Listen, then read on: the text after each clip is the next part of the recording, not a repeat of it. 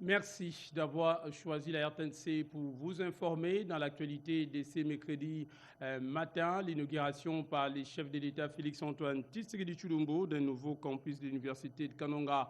Nous sommes là dans le Kasaï central. Question de renforcer la qualité de l'enseignement supérieur et universitaire dans cette partie du territoire national. Et puis au sujet de la gestion des catastrophes, les Nations Unies encouragent des efforts entrepris par le gouvernement central à CIG. Nous parlerons également de la campagne à Kinshasa de sensibilisation au paiement de l'impôt foncier et celui sur les revenus locatifs, exercice 2026. Question de maximiser les recettes fiscales de Kinshasa. Voilà pour nos titres. L'actualité en continu. Nous sommes aujourd'hui le mercredi 28 janvier 2026 en direct depuis Kinshasa. Bonjour à toutes et à tous et bienvenue à vous si vous nous rejoignez dans cette première tranche d'informations sur notre antenne. Je vous le dis au sommet de cette édition, au cours de son séjour au Kasaï central, le président de la République, Félix-Antoine Tshisekedi Tshilombo, a procédé hier notamment à l'inauguration solennelle du nouveau campus de l'Université de Kananga, ce après 3 ans de travaux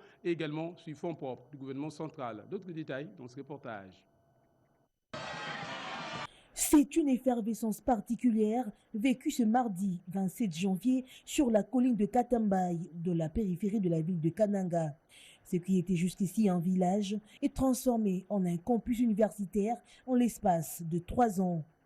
Fidèle à sa vision de bâtir des infrastructures modernes pour la formation des futurs cadres, le président de la République est venu personnellement inaugurer cette œuvre qu'il a réalisée en faveur de la jeunesse. La cérémonie a été ponctuée par une série de prises de parole.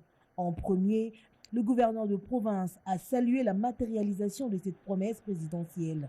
Ce chef-d'œuvre va marquer l'histoire de cette province. La représentante des étudiants a porté la voix de ses collègues pour remercier le président de la République, Félix-Antoine Tshisekedi Tshilombo, qui a hissé l'université de Kananga au niveau des grandes autres institutions universitaires. À son tour, le recteur a exprimé sa gratitude avant le discours dans le même sens de la ministre de l'Enseignement supérieur et universitaire. Il ne nous semble pas superflu, Excellences, Messieurs le Président de la République, de vous rappeler qu'aucun de vos prédécesseurs n'a posé un tel acte dans notre pays. Vous êtes exceptionnels. Et vous méritez plus que nos applaudissements.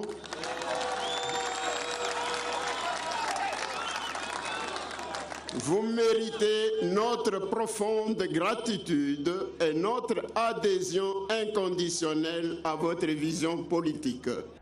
Avec le sentiment du devoir accompli, le président de la République a coupé le ruban symbolique, marquant ainsi l'ouverture de cette université. Le chef de l'État a pris son temps pour visiter chacun des compartiments. Les nouvelles infrastructures de l'université de Kananga sont constituées d'un grand bâtiment administratif avec 72 bureaux, des blocs de 16 auditoires de 200 places chacun pour accueillir 3500 étudiants en une vacation. Ce nouveau campus comprend aussi 3 blocs résidentiels d'étudiants avec une capacité cumulée de 600 étudiants.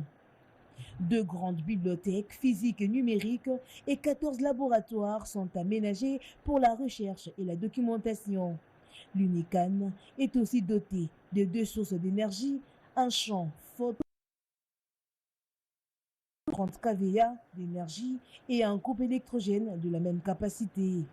L'inauguration de ce campus universitaire va sensiblement améliorer la formation des cadres dans cette province réputée centre du savoir.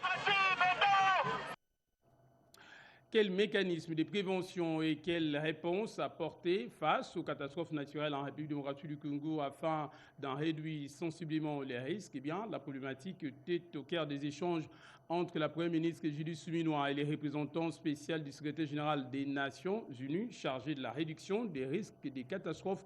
On en parle dans ce reportage. Anticiper plutôt que subir, c'est l'option assumée par le gouvernement souminois en matière de gestion des risques de catastrophes. La question était au centre de l'audience accordée ce mardi par la première ministre Judith Suminwa Tuluka à Kamal Kishore, représentant spécial du secrétaire général des Nations Unies chargé de la réduction des risques de catastrophes, en présence du vice-premier ministre de l'Intérieur, Jacquemain Chabani. C'était question de voir dans la mesure du possible comment on peut accompagner cette nouvelle structure et comment on peut travailler dans l'ensemble, parce que la gestion des catastrophes, ce n'est pas seulement un domaine des humanitaires, mais c'est aussi pour essayer de protéger tout ce qui est comme investissement.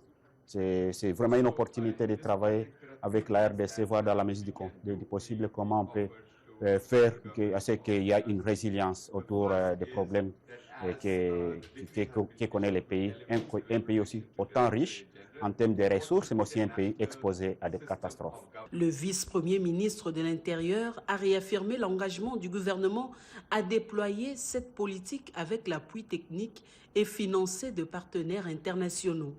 Le gouvernement de la République démocratique du Congo, sous le leadership de son Excellence Madame la Première ministre, reste très engagé dans la thématique de gestion des risques et catastrophes.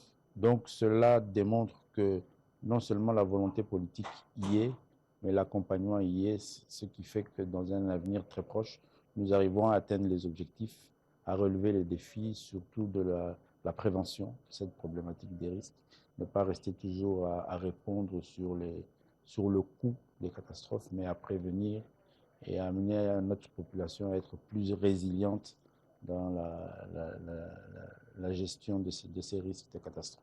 La première ministre a pour sa part insisté sur le renforcement des systèmes d'alerte précoce, de la prévention et de la coopération internationale, rappelant que l'assainissement des villes et la gouvernance environnementale demeurent des priorités pour protéger durablement les populations. Autre chose, à présent, les paiements des agents publics dans le coin difficile d'accès et d'autres liés notamment à l'amélioration de la prise en charge de la paie des agents de l'État sont là les quelques points essentiels des échanges que les vice-premiers ministres et ministres en charge de la fonction publique Jean-Pierre Liao a eu avec le directeur général de la Caisse d'épargne du Congo. On en parle dans ce reportage signé Nadine Kilocho et Sidi Kenina.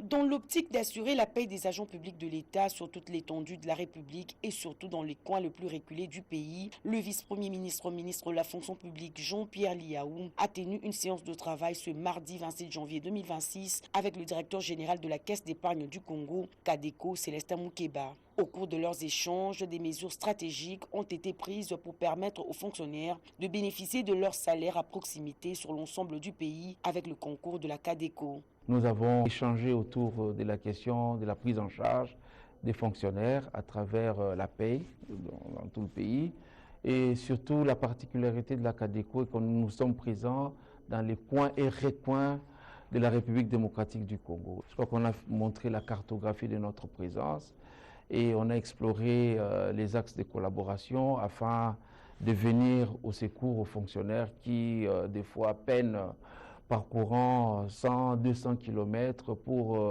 toucher leur salaire. Je pense que la Kadeko est à même aujourd'hui d'accompagner ces genres de problématiques. Bénéficiant d'un réseau étendu dans les coins et recoins de la République, grâce à ces services, la Kadeko devra favoriser la paie des fonctionnaires dans les zones à accès difficile non couvertes par les banques. La Kadeko est présente dans près de 30 localités où il n'y a aucune banque. Donc on est vraiment l'institution qui se veut d'être la banque de proximité, la banque de famille, la banque du coin. L'avantage que j'ai remarqué, c'est que la fonction publique a fait un pas de plus dans la numérisation des fonctionnaires qui faciliterait cette prise en charge que nous pouvons apporter, nous, en tant que Kadeko. Avec cette initiative, le gouvernement congolais démontre sa ferme volonté de garantir la paie des fonctionnaires de l'État sur l'ensemble du territoire national.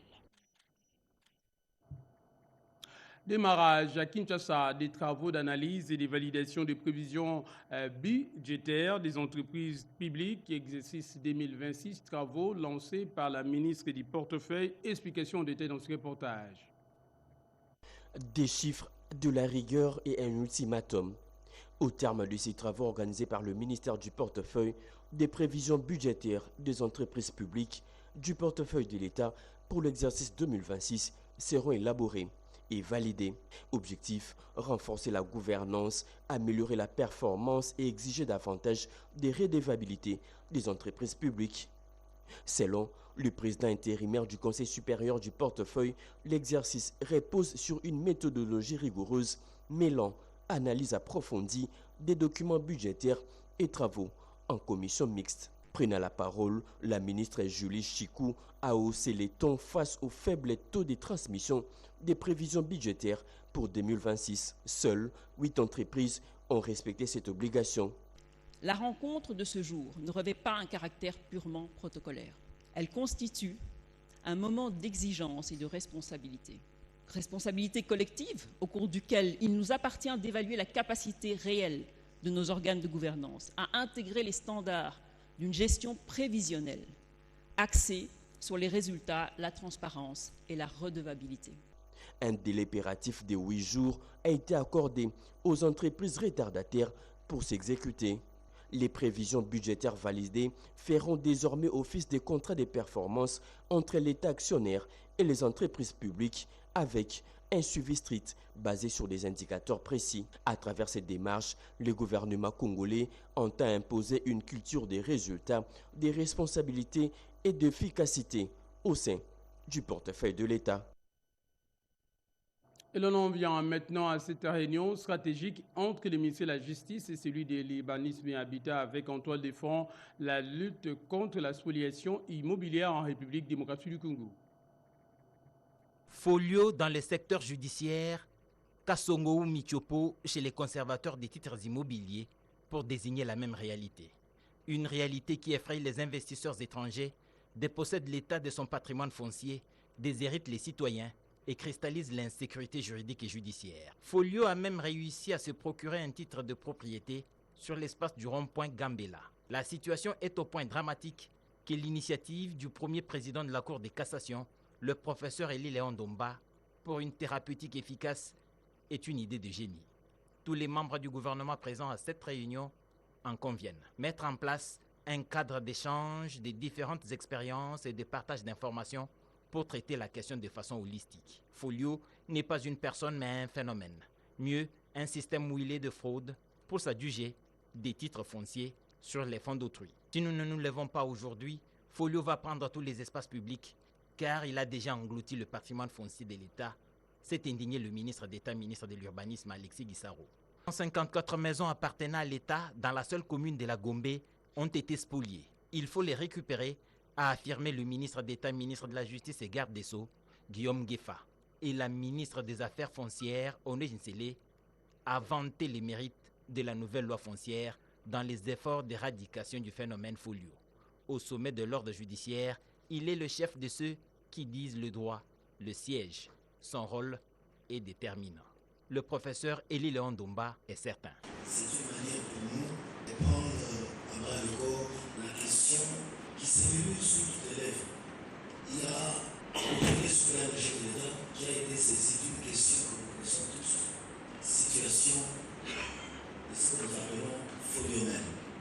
Pour nous demander de voir dans quelle mesure nous pouvions, chacun en ce qui concerne, regarder cette question et chercher quelles sont les solutions qui peuvent venir en compte. À chaque niveau de responsabilité, il faut un engagement. Pour que personne n'en prétexte l'ignorance, tous les acteurs ont été représentés. Le greffe, le huissier, le barreau et même le conseiller principal du chef de l'État au collège juridique étaient à cette rencontre. Le vent qui s'annonce est impétueux. Il faut se débarrasser de tout ce qui encombre. Le gouvernement de la République sera bientôt appuyé et accompagné à travers les ministères de l'urbanisme et habitat compte tenu du déficit en logements sociaux en République démocratique du Congo. Le sujet a également fait l'objet des échanges tenus à Kinshasa. Face à un déficit de logements estimé à plusieurs centaines de milliers d'unités, le partenariat entre la Société financière internationale, institutions membres du groupe de la Banque mondiale, le gouvernement congolais et le secteur privé apparaît comme un levier essentiel pour répondre aux besoins urgents des populations urbaines à travers son appui financier et technique. La SFI ambitionne de contribuer à la réduction du déficit des logements à Kinshasa et à l'amélioration des conditions de vie des Congolais. C'est dans ce cadre, une équipe de la SFI séjourne actuellement à Kinshasa pour rencontrer les promoteurs immobiliers, les institutions financières et les autorités publiques afin d'identifier des solutions concrètes et adaptées aux réalités locales. Au cours des échanges, le ministre d'État en charge de l'urbanisme et habitat Alexis Guizaro Mouvouni a présenté les priorités à Malik Fall du gouvernement, notamment l'ampleur du déficit en logement à Kinshasa où la croissance démographique exerce une forte pression sur l'offre existante. J'accueille une équipe de collègues spécialisés dans le secteur du logement qui sont ici pour rencontrer les promoteurs immobiliers, rencontrer les banques, rencontrer bien sûr les autorités pour un peu mieux comprendre où nous pouvons apporter une valeur ajoutée dans nos interventions. L'objectif est de permettre aux Congolais d'accéder à des logements de bonne qualité et à des prix compétitifs. Pour y parvenir, la SFI propose non seulement des mécanismes de financement adaptés, mais aussi un appui stratégique aux réformes engagées par le gouvernement congolais dans le secteur de l'habitat. Et au cours d'une cérémonie d'échange de vœux, l'Université nationale des sciences de l'information et la communication a procédé à la présentation des membres de son nouveau comité de gestion. On en parle dans ce reportage. Des temps forts de la cérémonie du jour, l'on retient la présentation des nouveaux membres du comité de gestion de l'Université nationale des sciences de l'information et de la communication par le professeur Philippe Tonda. S'en suivra le mot de la rectrice de cet établissement, la professeure Espérance Baedila. Ces jours augurent une nouvelle ère à l'université. Diriger une université ne relève ni d'un simple exercice administratif, ni d'une gestion ordinaire. Il s'agit d'assumer une responsabilité intellectuelle, morale et institutionnelle à l'égard de la société tout entière. L'université doit demeurer un lieu à part, rigoureusement distinct de la cité et de la famille, où se forment des hommes et des femmes capables de penser, de créer et de servir la société avec discernement. L'assainissement de l'UNICIP repose sur la rigueur des programmes, la qualité de l'enseignement, la crédibilité des évaluations, la compétence et la performance des animateurs de structures, ainsi que la vitalité de la recherche scientifique. Cet événement a connu la participation de la directrice générale de la radio-télévision nationale congolaise, Sylvie Elengue Nyembo, ainsi que plusieurs invités des marques. La rencontre de ces jours a été marquée également par la traditionnelle cérémonie d'échange de vœux, un moment de lien entre les enseignants de cette université. Pour mortaliser cet instant, la photo de la famille a été prise. Tout à fait. Autre chose, symbole d'autosuffisance, le domaine agro-industriel présidentiel de l'Antélé d'Aipen est en voie de disparition et risque également de fermer ses portes. Tenez, les personnels de cette unité de production sollicitent l'implication personnelle du président de la République, Félix-Antoine Tshisekedi Tshilombo. Silence radio au domaine agro-industriel présidentiel de l'Antélé. Depuis le 1er janvier 2026, la ferme 1, spécialisée dans l'aviculture, l'élevage, le poulet de chair, couvoirs et abattoirs, a brusquement suspendu toutes ses activités. Propriété de l'État congolais, les sites offrent aujourd'hui une image désolante. Bâtiments vides, machines à l'arrêt et une main-d'œuvre contrainte à l'inaction. Faute de financement suffisant, le projet s'est progressivement essoufflé, laissant des dizaines d'agents en congé. Face à cette crise, les travailleurs sont sortis de leur silence et lancent un appel pressant au président de la République, Félix-Antoine Tshisekedi Tshilombo, pour une implication personnelle afin de sauver les domaines et préserver les emplois menacés. Le DAIPEN n'est pas un projet étranger, mais qu'il appartient bel et bien à l'État congolais et est rattaché à la présidence de la République. Malheureusement, faute de moyens pour assurer la pérennisation de ces projets, nous nous retrouvons aujourd'hui sans emploi. C'est pourquoi nous réitérons notre appel à son Excellence, Monsieur le Président de la République, Félix Antoine Tshisekedi Tshilombo, afin qu'il s'implique personnellement pour empêcher la fermeture définitive de Daipen et surtout concrétiser ses promesses faites lors de son passage le 14 avril 2022. Le tout dans l'objectif de sauver ses compatriotes actuellement plongés dans le chômage. Créé en 1966 sous le régime du président Mobutu, les domaines agro-industriels présidentiels de l'Antsélé symbolisent l'ambition de moderniser l'agriculture congolaise.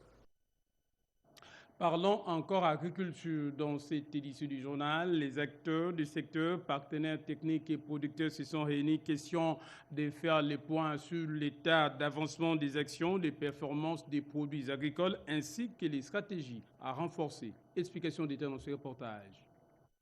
C'est une réunion du comité de pilotage du PRODAN, Programme d'appui au développement agro-industriel d'Ngandajika, un projet du gouvernement central. À l'ordre du jour, l'examen et la validation du PTBA, plan de travail et budget annuel 2026. C'était aussi l'occasion pour les secrétaires généraux des ministères concernés ainsi que toutes les parties prenantes dans la mise en œuvre du dit programme de passer en revue les réalisations majeures de l'exercice précédent. Cédric Samba Mutombo est le coordonnateur national. Nous avions, avec l'INERA, mis à la disposition des adultes multiplicateurs des semences, des boutures de manioc. Nous avons 60 000 graines pré-germées de palmier à huile. Nous mettrons à disposition des ménages. Nous avons lancé les travaux de voie d'accès grâce à l'intervention du gouvernement avec les fonds de contrepartie. Le ministère des Infrastructures et des Travaux publics a mis à la disposition du PRODAN d'un pont modulaire de 36 mètres que nous sommes en train, avec l'office de route DGT sur la rivière Loubilangi.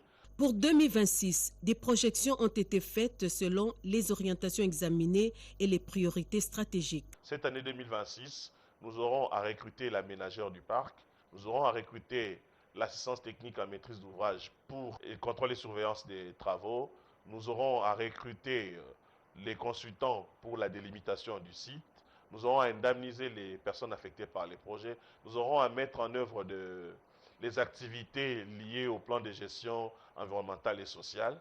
Donc, nous sommes à mesure d'atteindre nos objectifs et surtout avec la stratégie managériale que nous mettons en place. La validation du PTBA marque ainsi une étape cruciale dans la poursuite des actions du PRODAN. Actions orientées, entre autres, vers le renforcement des capacités des producteurs agricoles, l'amélioration de la chaîne de valeur des produits agricoles et l'amélioration des conditions de vie des populations bénéficiaires dans la zone d'intervention du programme. Dans l'actualité également, face à la presse, le ministre provincial des Finances de la ville de Kinshasa, Magloire Kabemba, a invité les Kinoises et Kinois à s'approprier la dynamique de modernisation de la gestion publique et à renforcer également la citoyenneté fiscale. Compte à rebours lancé pour les contribuables quinois. La Direction générale de recettes de Kinshasa DGRK a procédé mardi 27 janvier 2026 au lancement officiel de la grande échéance fiscale consacrée au paiement de l'impôt foncier et de l'impôt sur les revenus locatifs. Objectif clairement affiché, maximiser les recettes publiques et renforcer la mobilisation des ressources propres de la ville de Kinshasa. La cérémonie a été présidée par le ministre provincial de Finances, Économie et Numérique, Magloire Kabemba Okanja, qui a tenu à informer, expliquer et mobiliser les contribuables. Devant les acteurs fiscaux et les assujettis, le ministre a rappelé les dispositions légales et administratives encadrant cette échéance majeure dont la date butoir est fixée au 1er février 2026. Tous les paramètres indiquent que le secteur immobilier prospère dans la ville de Kinshasa, que la population urbaine augmente jour au jour, entraînant ainsi un vrai essor des activités locatives à Kinshasa. Mais les revenus fiscaux urbains restent stagnants. Le gouvernement provincial n'est pas resté indifférent, mais appelle toutes les intelligences à appuyer la campagne en cours qui vise des grands résultats financiers en ce qui concerne l'impôt foncier et l'impôt sur le revenu locatif, en particulier pour cette échéance du 1er février 2026. Pour y faire face, la DGRK met à la disposition des contribuables un outil clé, l'équitus fiscal urbain, véritable boussole dans la lutte contre l'évasion fiscale. Nous avions fait en sorte que dans chaque maison communale, qu'il y ait une représentation et nous avions mis en place ce que nous avons appelé des dispositifs de prise en charge rapprochés par la mise en place des conteneurs dans des endroits publics qui vous permettra de payer l'impôt facilement. Un message clair, payer ses impôts aujourd'hui, c'est éviter les sanctions demain et contribuer au développement de Kinshasa. Les élèves du lycée Siama à Kikwit auront bientôt l'eau potable sur place. Les travaux de construction d'un forage d'eau sont déjà lancés. C'est une œuvre à caractère communautaire qui vient au secours de la pépinière intellectuelle du lycée Siama à Kikwit dans la province du Kwilu. Les anciens élèves de cette école, réunis au sein d'une association, Siama 74, ont pris la décision de faciliter l'approvisionnement en eau potable à plus de 900 élèves de cette institution en lançant les travaux de construction d'un forage avec l'appui du ministre du Développement rural, Grégoire Moutombe, par le biais des prises. Une véritable solution pour ces élèves qui parfois se réveillent tôt et parcourent des kilomètres pour s'approvisionner, faisant souvent la quai dans un contexte d'insécurité. À propos de la première pierre, il y a quelques mois, Siama 74, sous l'impulsion de sa présidente Justine Kapaï, la démarche ont été menées avec détermination par l'honorable Marie-Ange Lucano Moufonkolo et le secrétaire général émérite Angélique Inzoun, avec l'appui du groupe restreint de suivi. L'objectif ici est de permettre à ces enfants d'étudier dans de bonnes conditions, loin des risques liés aux maladies hydriques et à l'insécurité. Les principaux bénéficiaires n'ont pas caché leur satisfaction. L'association prévoit en outre d'intensifier ses descentes sur place pour des conférences et des causeries morales afin de partager leur expérience avec les lycéennes. Et ce forage bénéficiera également aux riverains de la mission Siama. À noter, dans sa vaste campagne d'offrir ces lycéennes un cadre adapté pour leurs études, Siama 74 a lancé l'installation en 2024 des panneaux photovoltaïques pour l'éclairage solaire de leur école, notamment pour leur offrir un environnement éclairé pour leur lecture. Et à Kinshasa, les jeunes activistes et influenceurs ont été outillés. Question des produits, davantage du contenu fiable, également lutter contre les fausses informations notamment qui sont distillés en ligne à propos de la mission des Nations Unies en République démocratique du Congo. C'était en présence du secrétaire général au ministère de l'économie numérique, Junior Maneno. C'est un papier préparé par Mamita Bangoulou. Cette rencontre a permis de créer un espace d'échange riche et inclusif entre différents acteurs engagés dans la lutte contre la désinformation genrée.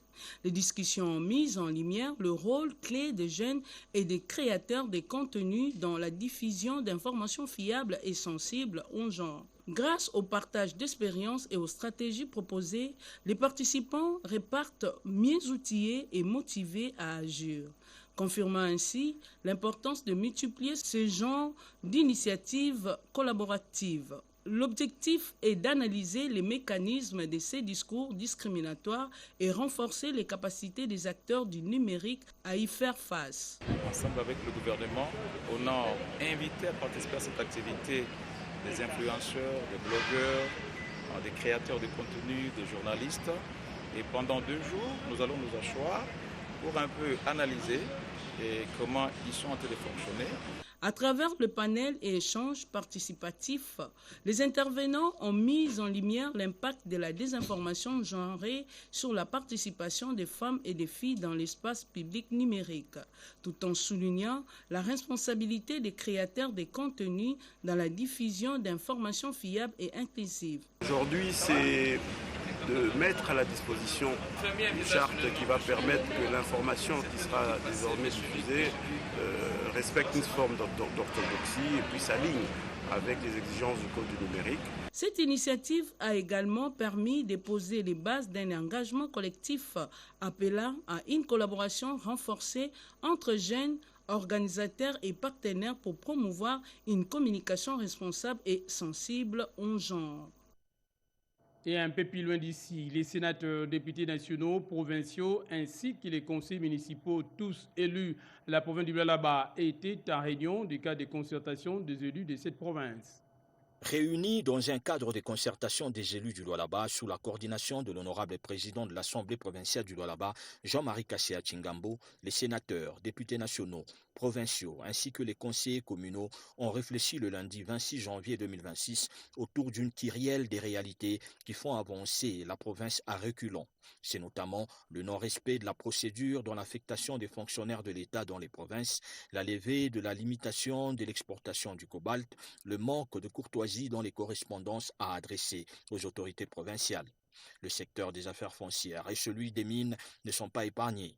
L'honorable Alain Kantenga, député national et rapporteur du cadre de concertation des élus du Lualaba, revient sur le gros de cet entretien. Le secteur des affaires foncières, il y a eu des problèmes qui ont embrasé la ville. Dans le secteur des mines, il y a eu beaucoup de problèmes avec la décision du ministre. La province n'arrive pas à fonctionner pour que le décollage soit une réalité. Le développement et le bon fonctionnement des provinces sont conditionnés par la paix, tel que le veut le chef de l'État, Félix-Antoine Tshisekedi, a-t-il ajouté. Nous allons, par rapport à tous ces problèmes, constituer une commission spéciale qui doit faire un déplacement du Lualaba à Kinshasa afin de rencontrer les ministères concernés pour que nous discutions afin de trouver le voie de sortie. Représenter le peuple, une des missions régaliennes de ces élus. Et pour finir, cela fait aujourd'hui pratiquement 2 ans que disparaissait le général militaire, général Peter Chimoami, ancien gouverneur militaire du Nord Kivu. En toute intimité ici à Kinshasa, sa famille biologique est allée lui rendre hommage au cimetière repos du soldat. Nous sommes là à Lantsélé. Explication au dépendant. 1 an depuis que mourait le général Peter Chirimwami, alors gouverneur militaire du Nord Kivu. Son combat continue de retentir dans le cœur et marquer les esprits des Congolais, mais plus encore ceux des membres de sa famille biologique. En ce mois de janvier 2026, mois de souvenirs macabres, en toute intimité, les frères aînés, les enfants orphelins et la veuve du défunt se sont souvenus du rôle crucial que jouaient leurs frères et papa au sein de la famille et pour l'ensemble de la nation congolaise, surtout dans la partie Est, dans le Grand Kivu, où il a combattu jusqu'au sacrifice suprême. Au cimetière militaire, repos du soldat dans la commune de Lantsélé, où repose son âme, les hommes de Dieu, en collaboration avec la famille, ont organisé une cérémonie de prière et d'hommage pour déclarer la rupture de tous les liens, aussi bien spirituels que physiques, entre la famille vivante et le défunt, conformément à la recommandation du Seigneur. Les frères aînés du général, qui s'est substitué en véritable géniteur et l'a élevé depuis l'enfance jusqu'à l'âge de la majorité et des responsabilités, portent toujours le deuil en lui. Il reste inconsolable. Les enfants, pour eux, la bravoure de leur père, le général Chirimwami, a laissé des traces indélébiles pour la famille et pour la nation congolaise tout entière. Nous avons beaucoup de souvenirs de notre papa. Nous retenons plus, ce sont les valeurs qu'il nous a laissées, le respect envers ses semblables et la loyauté à la nation et envers son peuple. Au nom de la famille, nous disons merci à son Excellence, Monsieur le Président, Félix-Antoine Tshisekedi Tshilombo. Cette occasion a été mise à profit par les enfants pour mentionner une marque de gratitude envers le président de la République, Félix-Antoine Tshisekedi Tshilombo, pour la considération et la reconnaissance des exploits de leur père jusqu'à l'élever à titre posthume au rang des héros nationaux Kabila Lumumba. Vous l'aurez corrigé avec moi et compris qu'il s'agit plutôt d'une année en lieu et place de 2 ans. Voilà, qui referme également cette édition du journal. Merci de votre sympathique attention. Merci également à toute l'équipe, à la rédaction et à la régie, notamment à Péchomou